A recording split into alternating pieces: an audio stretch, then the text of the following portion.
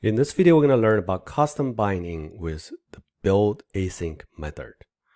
So previously, we have talked about binding a complex type to the body. And we mentioned that by default, it's going to bind to the body because we provided a complex type. But is it possible to bind this to, for example, to query string? It's actually possible. And if you do something like, let's say that you provide a URL like this, so /employees $ID equals 1 and name equals, let's say, my name Frank. So you can actually expect this information, the ID and name, to be bound to a complex type or to be extracted into a complex type. So how do we do that? We can use custom binding. All right, let's jump into Visual Studio and try to implement something like this. So let's say that we are going to create a new object to bind to. I mean, a new class to bind to. So let's call it person. And we're going to have a ID as suggested. And after that, we're going to have name as well. Now, if inside this, I implement a special method, it's called BuildAsync. Right? So this is actually by convention. It's a static method. You are not implementing an interface. You just implement a special method and it has a special signature. So value task is similar to task, but it's lightweight, has a better performance. But this is the signature of the method. So BuildAsync, and then there is the HTTP context in here. Okay, so because it has HTTP context, it allows you to bind this type to any part of the HTTP context, right? So for example, inside here, if I say that I want to grab the ID, right, the ID from the query string, so request dot query, we do this, and then we do name string. Also, we get the name from the query string. And if int try parse ID string out to ID is successful, then I'm going to return new value task person. I provide a new person over here. Name is our name string. If we don't have a valid ID over here, we just provide a dummy result. So new value task person, and then we're going to say task from result person, a dummy result like that. All right.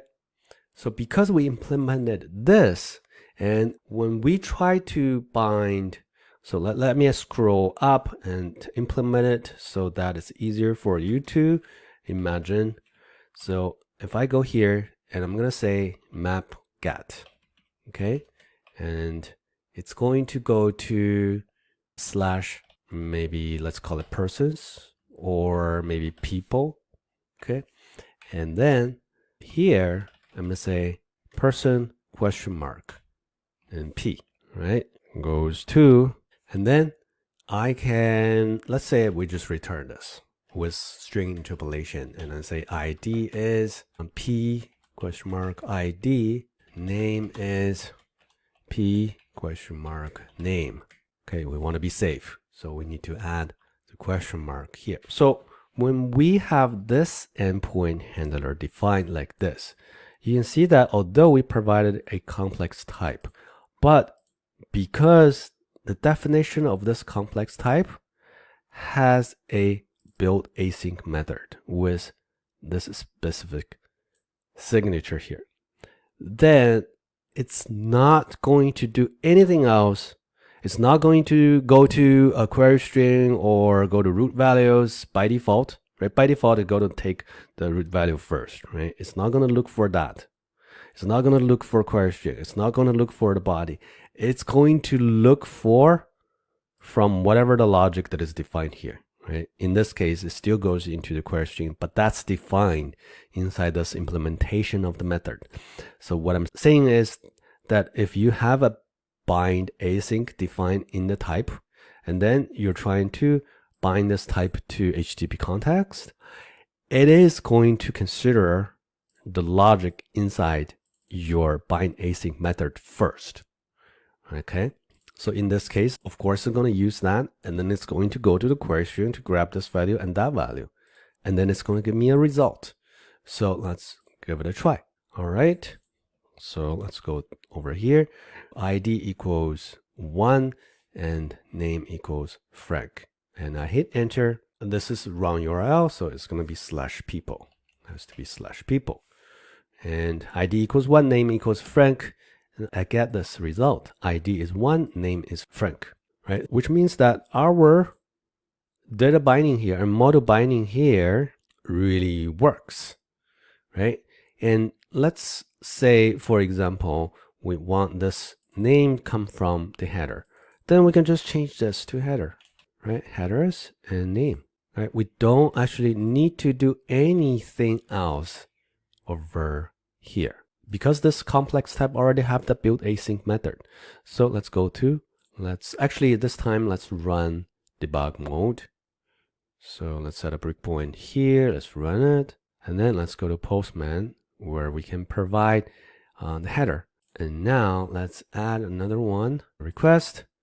This time it's get request, and let me copy this to this one over here, and I'm going to change this to get person, and this change to people, and then over here in the header I'm going to specify name, and this time let's say this one is James, and in the query string I'm going to provide the ID. The ID of James, let's say 100, and then click on send.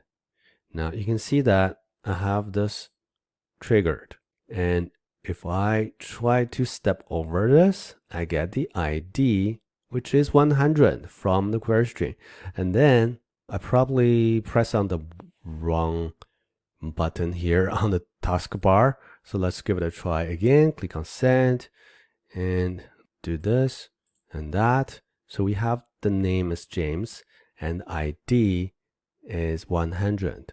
So we got the value, and then we got this correct output. So you can see how this method actually worked, right? So that's how you implement a custom binding. By convention, implement a method like this, and then you can grab everything, anything you want from any part of the HTTP context object. And you bind to that, and then you do whatever you want here. You return it, right? You return the object, and that's it. That's what you need. At a place where you want to use it, just use it per normal, as if you're trying to bind this to the body. But then it's not going to go to the body. It's going to use your logic, right? And then inside it, you just implement your own business logic here. And that's everything I want to show you in this video. I will see you in the next one.